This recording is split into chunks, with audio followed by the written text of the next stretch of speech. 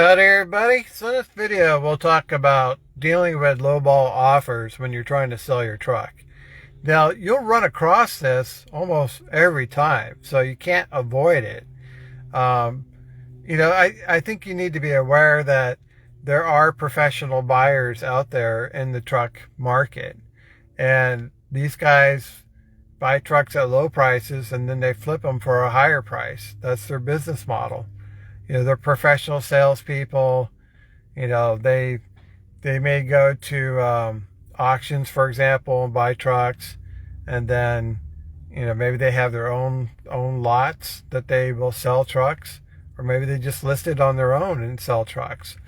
But what they try to do is buy trucks at a very low price, and there's nothing wrong with that. There's a place for that in the market of trucks, and it's a little, it's initially it's a little insulting when someone offers you a lowball offer on your truck.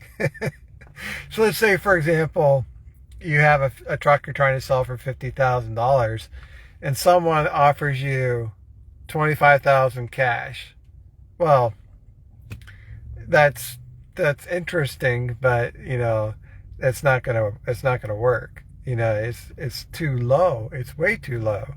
Um, and they may justify that by giving you a song and dance that says, well, I buy trucks at wholesale, or I sell trucks at wholesale, so I can't give you a higher price on your truck. If you're wanting to sell it, I can give you $25,000 cash today if you want to sell your truck.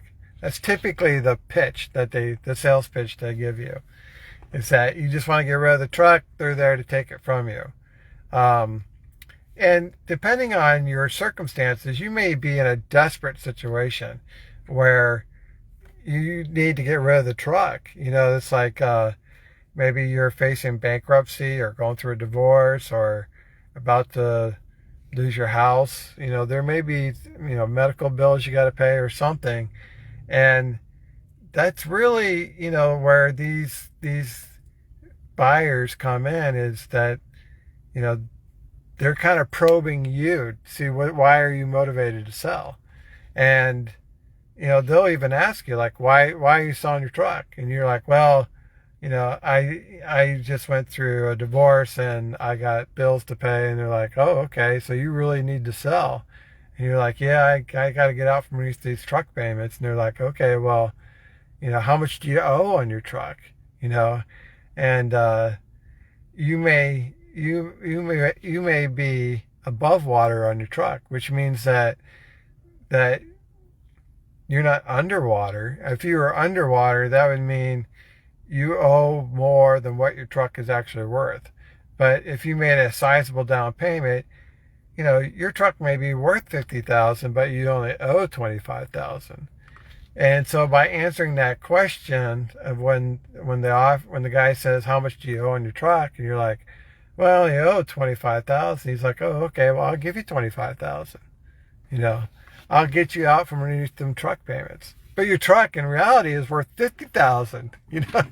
So you got to be aware of the professional buyers out there, and the reason they're giving you a lowball offer. Now, you can try to negotiate with them. I think you'll find that they'll not be interested. They'll not be interested in raising their offer. They're trying to make a profit. This is their bread and butter, is buying trucks at a low price and flipping them for a higher price. So, you're at 50, they're at 25. You're like, well, I can come down, if it'll interest you, I'll come down 5,000. I'll sell it to you for 45. And they're like, no, I can't do that. I got 25,000, and that's all I can give you for that truck. So they're not willing to negotiate a fair price on that truck. That's the first thing you got to realize when you're getting a lowball offer, is that they're not willing to negotiate a fair price on your truck. If their mindset was, I want to buy your truck at a fair price, they may come in lower than your asking price, but not that much lower. Not 25 grand, not 50% lower. you know, so I think it's perfectly okay for a buyer to pinch. And a pinch is, they want to test, what your bottom number is. And they may even ask you, what's the lowest you can take for that truck? And I mean, you got the truck listed at 50. What's the lowest you're willing to take? And you got to be a little bit cagey about this, because you don't want to say, well, I'd sell it at 40. And they're like, oh, okay, how about 35? Well, now you're 5,000 lower than what you're willing to sell it for. So you don't really want to give away your absolute bottom dollar. And they will ask you, what's your absolute bottom dollar you take for that truck? Well, this is the game, right? This is the psychology of the buyer and the seller, and the dynamics that occurs when you're trying to negotiate a fair price on that truck. And so you're at 50, and he's like, what's your bottom number? You don't tell him your bottom number. Your bottom number may be 40,000, but you're not going to tell him that. So, you say, well, I can do 45. And then, he said, well, can you take 40? And in reality, that may have been your bottom number. And you're like, well, if you got the money, I'm willing to let it go at 40, but nothing lower. Something like that. See, that's a fair price on the truck. That's negotiating fairly. Compare that to the guy who comes in with a lowball offer. I mean, he's so far low that you can't even negotiate. There's no real room there to negotiate what the fair price of the truck would actually be. So, in some ways, you got to eliminate the buyer who's a lowball offer and recognize that that guy's not a serious buyer for you, unless you find yourself in a dire situation, and maybe you'll take that lowball offer. But here's what I would do with a lowball offer. How to deal with the lowball offer is like, let's say, for example, the guy makes a lowball offer, and you're like, well, my truck has an APU, as a feature, and the APU it's going to save you money on fuel by upwards of 1 mile per gallon, which would be like $200 a week. You multiply that by 50 weeks, you're talking about 10 grand. So that just by having that APU on that truck is worth a $10,000 savings for you as the buyer. So you shouldn't be making me a lowball offer. You see, what you got to do is you got to justify your price. There came in a lowball offer. You got to come back and point out the features that justify why your truck should sell at a higher price. Okay, so you're selling at 50. He offered you at 25. Okay, you just point out the APU. That's $10,000 a year worth of savings. Maybe he has the truck for 3 years. That's $10,000 savings for 3 years. That's 30 grand. That he's going to save on fuel. That puts you right up to where your asking price is, 50,000. So you can justify why your truck should sell at 50,000. And maybe he's like, well, it's a used APU. It's not worth $10,000. But you could say, okay, well, that's not the only feature on the truck. I also have a grill guard, and the grill guard is protecting the front of the truck.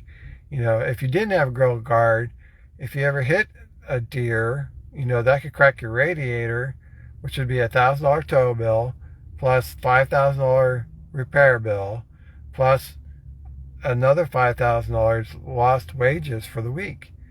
So right there, that could save you $10,000. So this is how you justify why your truck should be sold at the higher price. So, the lowball offer is really low, and you point out the features. I got APU, that's why it should be a higher price. I got the grill guard, it's higher price. It's got a leather seat, it's higher price. Custom mattress, higher price. Brand new tires, higher price. So you point out these features and tell him how much that is worth, how much those features are worth to him as a buyer. Say, well, my truck has a warranty. It's still on the truck. That's transferable from owner to owner. That's worth tens of thousands of dollars, versus a truck that doesn't have any warranty. So it becomes pretty clear very quickly why your truck deserves to be sold at $50,000 versus the $25,000. And if he's not interested in any of those features that you described, then recognize that this guy is a professional buyer and he's only interested in buying trucks at rock bottom prices so he can flip them. So no matter what you do, you're not going to be able to convince him to raise that price. But if, let's say, the guy's not a professional buyer, he's going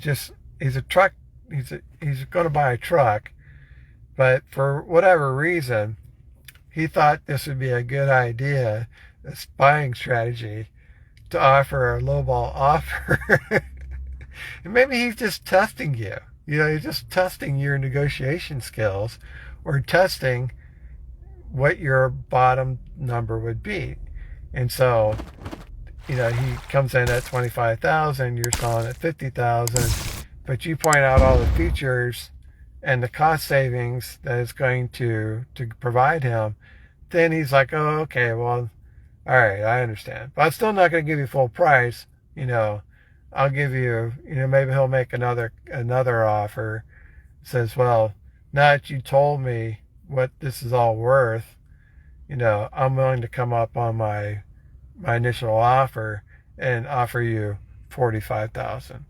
And then, now he's in the ballpark of what you would accept as a legitimate offer. But if you did not describe your benefits, or the features and the benefits of those features and the cost savings of those features, he wouldn't understand why your truck is priced so high. So you got to convince him. You got to make the sell. You got to give the pitch. He's willing to make you a fair offer, but he needs a little bit of convincing. Because he's a little bit unsure about offering that much money for that truck. So you got to point out that the tires are good, you got the APU, you got the grill guard, you got the leather seat, you got the custom mattress, and that if he was going to go add all those things on his own, how much that would cost him. You say, well, I've looked at other trucks in the area that are similar to my trucks, and they're going for $45,000 and higher without all these features. By the time you add on all those features, that if you were to go buy one of those other trucks and then add on all those features, that would cost you an extra $15,000 to $20,000. And I'm trying to sell it to you just for additional $5,000. So I'm saving you $15,000 by selling you the truck today.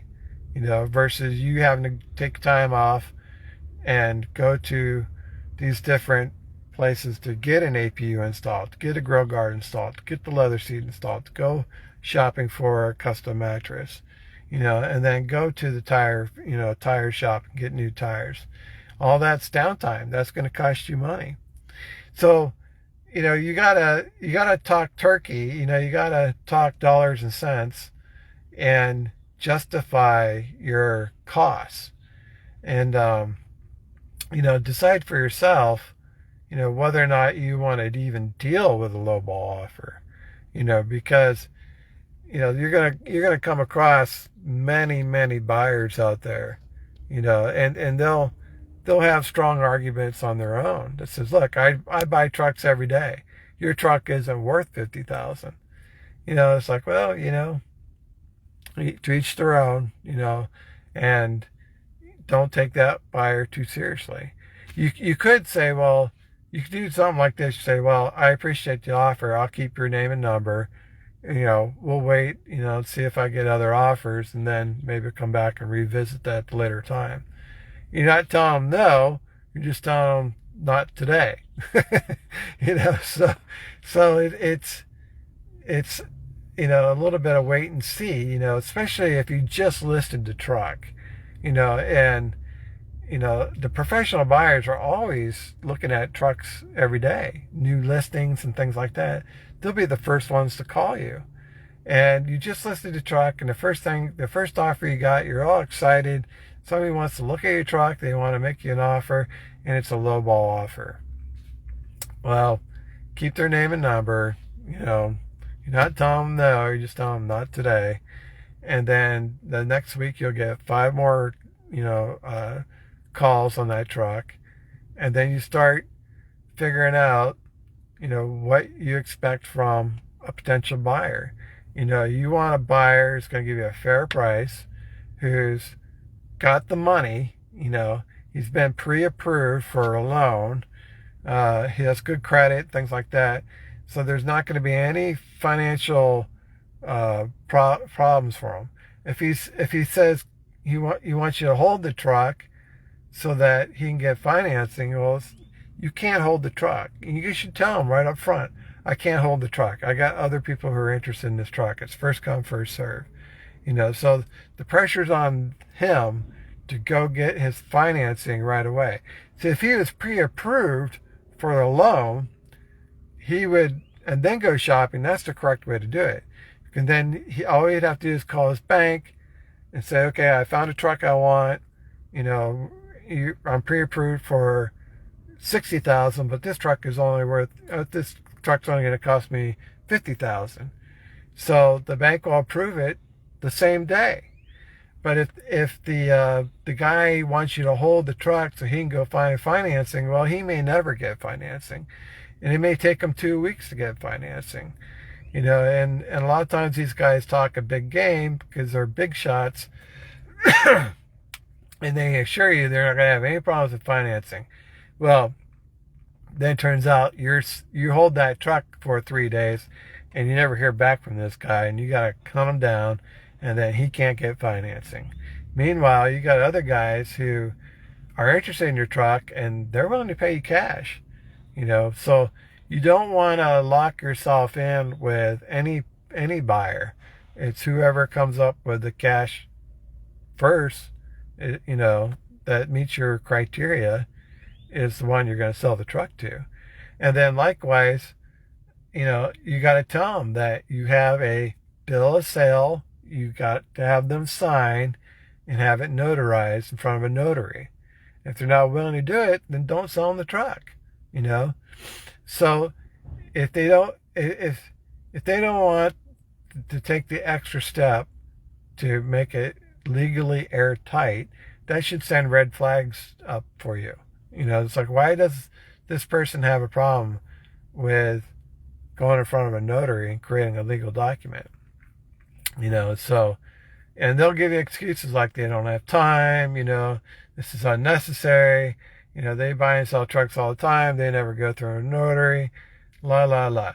But the bill of sale is there to protect you, because on that it'll show the mileage of the vehicle and state that the buyer is buying the vehicle as is. And then they will sign it, you will sign it, and the notary will put the seal on it, verifying, that they check the IDs and the signatures. And that will hold up in court.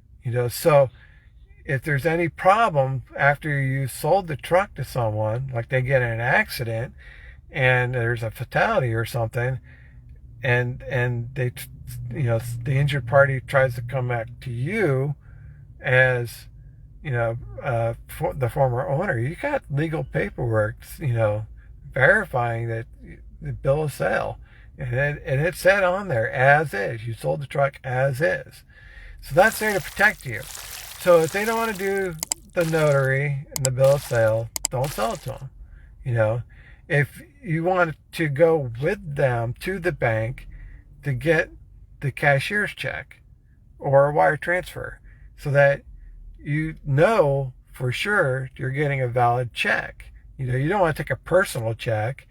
You don't want to deal with $50,000 cash. You don't want to have somebody give you a check and it's not even a valid check. You know, they're committing fraud. You know, you signed your title to someone for a piece of paper that isn't even a valid check. So you want to go to the bank with them to get the check. And then when you do the bill of sale in front of the notary, he will hand you the check. Each of you will get a copy of the bill of sale, and then you can give them the car keys or the truck keys.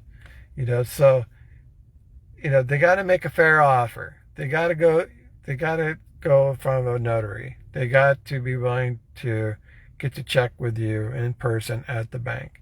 You know, so you got to have criteria from which you're willing to sell your truck to a potential buyer.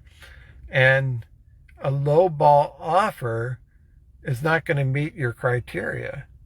Now, of the lowball offer, you got to determine whether this guy's a professional buyer, so he's only going to make a lowball offer, or is this someone who thought this was a good negotiating strategy to see if you can come down on your price? You know, so, you know, that's when you would point out all your features and the benefit of those features and the cost savings of those features to justify your price. So, you know, we talk about price, bill of sale, notary, cashier's check. You know, if they meet all those criteria, you can sell the truck. If they don't meet your criteria, don't sell them the truck. Don't entertain those lowball offers. You know, try to, you know, negotiate, but if they're not willing to negotiate, recognize it for what it is. It's a professional buyer who's looking to flip your truck. He's going to take your truck, he bought it at 25, and then he's going to sell it at 50. You know, that's what they do. They're professionals. So you got to kind of be aware of, you know, the games that buyers play. All right, guys, that's all I got for you. Thanks for watching. We'll see you on the internet.